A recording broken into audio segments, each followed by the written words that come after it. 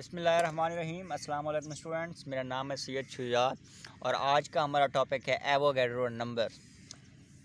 Students, अक्सर बच्चे जो हैं वो मोल और एवोगैड्रो के नंबर के कॉन्सेप्ट में ना बड़ी डिफ़िकल्टी महसूस करते हैं, अगरचे कि ये डिफ़िकल्ट है ही नहीं, वेरी सिंपल टॉपिक है। लेकिन अक्सर बच्चे जो है वो मिक्सअप कर देते हैं और इस मिक्सअप की वजह से जो है वो अक्सर इस टॉपिक को भूल जाते हैं। तो आज हम इसे क्लियर करेंगे। तो आज का जो हमारा टॉपिक है एवोगैड्रो नंबर, तो ये एक इटालियन स्कॉलर थे अमीडो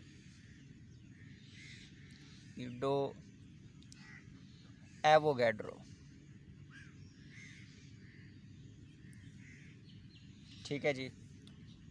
1776 से 1856 इनकी जो लाइफ लाइन है वो है। ये जी थे इटली के इटालियन स्कॉलर। ये फेमस थे स्टूडेंट्स, फेमस थे अपनी मोलेकुलर थ्योरी की वजह से। थ्योरी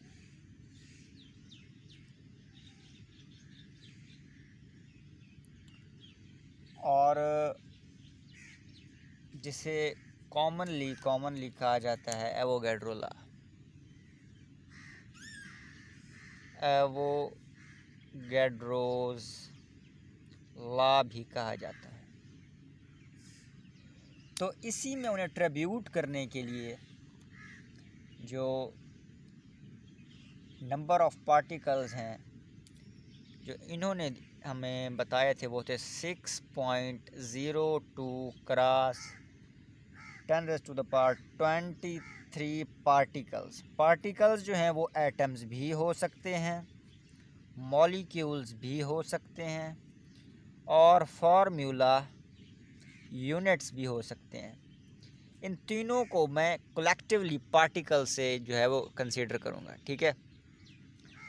तो या तो एटम्स, मॉलिक्यूल या फार्मूला यूनिट्स की इतनी तादाद के 6.02 क्रॉस 10⁻23 जी।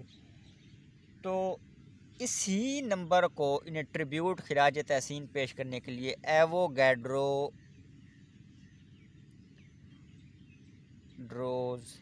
कांस्टेंट भी कहा जाता है, ठीक है। तो ये कुछ बातें थी जो एवोगैड्रो के बारे में थी। अब हम आते हैं अपने आज के टॉपिक पर। तो स्टूडेंट्स, एक्चुअली एटम्स, मॉलिक्यूल्स और फार्मूला यूनिट्स को काउंट करना it is not possible for chemists, ठीक है। गिन हम नहीं सकते, जो केमिस्ट हैं वो इन्हें गिन नहीं सकते। तो इसी मुश्किल को हल करने के लिए हमारे पास एक फैसिलिटी जो हमें मिली है वो एवोगैड्रो नंबर से मिली है कि एवोगैड्रो नंबर जो है वो इन पार्टिकल्स को काउंट करने में मदद देता है, ठीक है। तो मैं इसकी डेफिनेशन लिख रहा हूँ कि the 6.02 cross 10⁻23 numbers of particles। अब वो पार्टिकल्स एटम्स भी हो सकते हैं, मॉलिक्यूल्स भी हो सकते हैं और फार्मूला यूनिट्स भी हो सकते हैं। तो कलेक्टिवली हम इन्हें पार्टिकल्स कह रहे हैं। इन्हीं तीन आइटम्स, मॉलिक्यूल और फार्मूला यूनिट्स में से ही कोई चीज़ जो है जिसकी मिकदार, जिसकी तादाद इतनी हो, ठीक है, तो इज़ कॉल्ड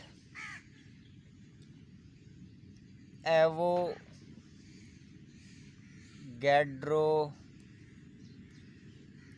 नंबर। इसे ही एवोगैड्रो नंबर कहा जाता है। एवोगैड्रो नंबर जो हमारा आज का टॉपिक है वो है नंबर जो है 6.02 क्रॉस 10⁻23। इतने होने चाहिए नंबर, तो वो एक एवोगैड्रो कहलाता है। और वेरी इम्पॉर्टेंट रिलेशन के इस इतने ही जो ये नंबर ऑफ पार्टिकल्स हैं 6.02 क्रॉस 10⁻23, जब कोई चीज़ इतनी तादाद में हो तो हम उसे ही कहते हैं कि ये इक्वल टू है 1 मोल के। ठीक है, कैसे? जिस तरह हम कहते हैं कि ये 12 एग हैं किसी कि सर ये जो 12 एग है, 12 एगों को हम कलेक्टिवली कहते हैं कि इट इज़ अ 1 डजन, कि ये 1 दर्जन है। ठीक है जी।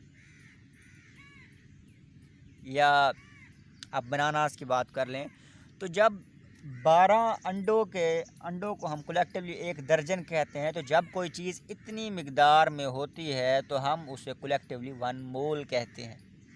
ये रिलेशन है मोल और एवोगैड्रो नंबर का, कि एवोगैड्रो नंबर जो है वो इक्वल है 1 मोल के। और एक और इम्पॉर्टेंट बात कि इस एवोगैड्रो नंबर को जो ज़ाहिर किया जाता है वो किया जाता है कैपिटल एन के साथ, ए भी कैपिटल लेकिन सबस्क्रिप्ट में लिखा जाता है छोटा करके नीचे। ठीक है, ये एवोगैड्रो नंबर को ज़ाहिर करने का तरीका है। और स्टूडेंट्स एग्जांपल्स एक दो स्टडी करते हैं। एग्जांपल्स होपफुली आपको समझ आ गई होगी कि एवोगैड्रो नंबर क्या है। तो एक तो मैं जो है एटम्स के लिहाज से एग्जांपल दूंगा, एक मैं एग्जांपल दूंगा मॉलिक्यूल्स के लिहाज से, और तीसरी मैं एग्जांपल जो है वो दूंगा फार्मूला यूनिट्स के लिहाज से। यूनिट्स मीन्स कि ये एलिमेंट के लिए हो गई, एटम्स वाली एग्जांपल जो होगी वो होगी एलिमेंट्स के लिए, एलिमेंट्स। मॉलिक्यूल वाली होगी मॉलिक्यूलर कंपाउंड्स के लिए, कंपाउंड्स जैसे वाटर हो गया या दूसरी। और फार्मूला यूनिट्स होगी आयनिक कंपाउंड्स के लिए।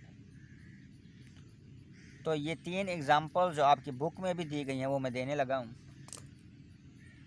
तो 6.02 cross 10⁻23 atoms of carbon atom जो हैं जब इतने होंगे तो दैट इज इक्वल्स टू 1 मोल। बात समझ में आई कि कार्बन एटम्स जो हैं, जब कार्बन एटम्स की तादाद इतनी होगी तो हम कहेंगे कि ये 1 मोल है। जिस तरह के अंडों की तादाद अगर 12 हो तो हम उन्हें कह देते हैं कि ये 1 दर्जन है। ठीक है, तो स्टूडेंट्स इसके साथ जब हम 6.02 क्रॉस 10⁻23 एटम्स ऑफ ऑक्सीजन के जी इतने एटम्स हैं तो हम कहेंगे ये ऑक्सीजन का 1 मोल है। क्लियर? और एक और एलिमेंट के लिए लेते हैं हम एग्जांपल के 6.02 cross 10⁻23 atoms of like nitrogen ले लेते हैं। नाइट्रोजन के जब इतने एटम्स होंगे तो हम कहेंगे कि नाइट्रोजन एटम्स ये 1 मोल के बराबर है। अच्छा, एक और बात, मोल जब मुकम्मल लिखेंगे तो MOLE होता है, और जब हम इसे यूनिट के तौर पर लिखेंगे तो हम ई नहीं लिखते, ये भी आपने देखना है। अब मोलेकुलर कंपाउंड्स के बराबर एग्जांपल लेते हैं। तो very simple student, very simple example के 6.02 क्रॉस 10⁻23 molecules of H2O। पानी के अगर इतने मॉलिक्यूल होंगे तो हम कहेंगे कि पानी के मॉलिक्यूल 1 मोल हैं। यहाँ पे एटम्स की बात की, एलिमेंट्स के लिए की गई है, यहाँ पे कंपाउंड्स, मॉलिक्यूलर कंपाउंड्स के लिए बात की जा रही है। इसके बाद एक और एग्जांपल देखें स्टूडेंट्स कि अगर 6.202 cross 10⁻23 molecule of CO2 carbon dioxide के अगर इतने मॉलिक्यूल हैं तो हम कहेंगे ये 1 मोल के बराबर है। एक और एग्जांपल ले लेते हैं कि 6.02 क्रॉस 10⁻23 मॉलिक्यूल ऑफ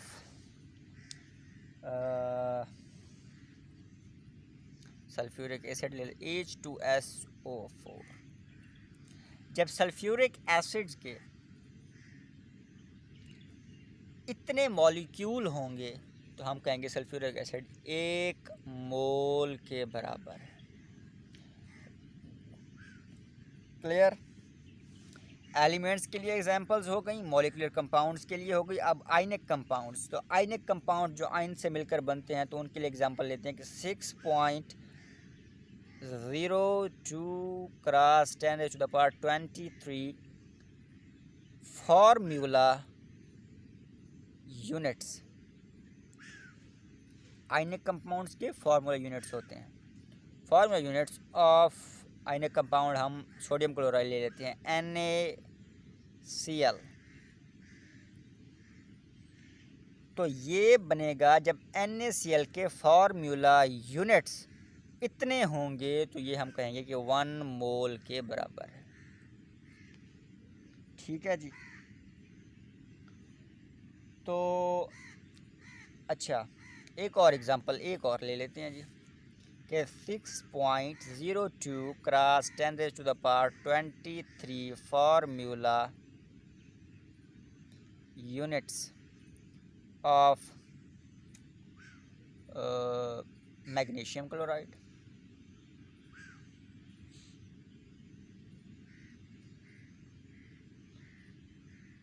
तो जब मैग्नीशियम क्लोराइड के इतने फार्मूला यूनिट्स होंगे तो हम कहेंगे ये 1 मोल के बराबर है। Clear students? ये तो था हमारा आज का टॉपिक। और आपकी बुक में नंबर ऑफ एटम्स के लिहाज से 2 एग्जांपल दी गई हैं, वो मैं स्टडी कर देता हूँ आपको। 2 एग्जांपल्स हैं।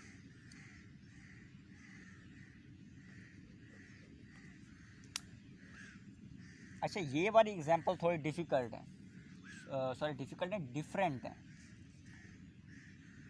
इसमें ये कहा जा रहा है कि जो वाटर का एक मॉलिक्यूल है H2O। वाटर के एक मॉलिक्यूल में एटम्स कितने हैं ये पूछा जा रहा है। तो वेरी सिंपल है स्टूडेंट, और ये 1 मोल है, बल्कि एक मॉलिक्यूल में 2 हाइड्रोजन एटम हैं जबकि 1 ऑक्सीजन एटम है। ठीक है जी। अब अगर हम इसे वाटर के मॉलिक्यूल की तादाद 1 मोल के बराबर लेते हैं, मॉलिक्यूल्स, तो 2 हाइड्रोजन हैं तो 2 मल्टीप्लाइड बाय 6.02 क्रॉस 10⁻23। तो ये बनेगा आई थिंक सो के 12.4 क्रॉस 10⁻23।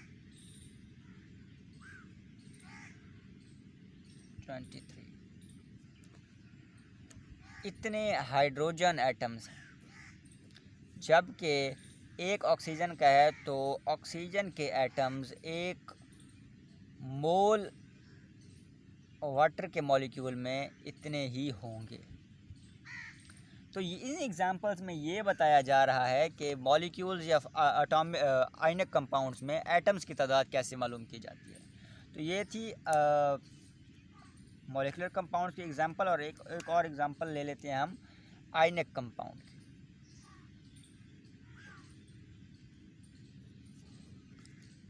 तो आयनिक कंपाउंड में वेरी सिंपल एग्जांपल NaCl की लेते हैं हम।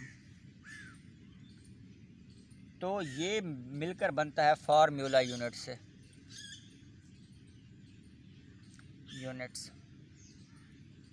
ठीक है। और ये होता है सोडियम और क्लोराइड आयन से मिलकर बनता है। अब अगर NaCl की तादाद 1 मोल के बराबर है, मीन्स कि ये 6.02 क्रॉस 10⁻23 फार्मूला यूनिट्स हैं, तो इस ही के अंदर ये भी 1 मोल के बराबर होंगे और क्लोराइड भी 1 मोल के बराबर होंगे, ठीक है जी। अब सोडियम जो है वो है 6.02 क्रॉस 10⁻23 और क्लोराइड भी है 6.02 क्रॉस 10⁻23। तो टोटल फार्मूला यूनिट्स जो हैं ये प्लस हो जाएंगे, तो बनेगा 12.4 क्रॉस 10⁻23, या हम इसे 1.20 क्रॉस 10⁻24 फार्मूला यूनिट्स भी कह सकते हैं। तो टोटल नंबर ऑफ आयन जो हैं 1 मोल NaCl में वो इतने होते हैं या इतने होते हैं। तो ये था हमारा आज का टॉपिक। तो मिलते हैं इंशाल्लाह नेक्स्ट लेक्चर में, तब तक के लिए अल्लाह हाफ़िज़।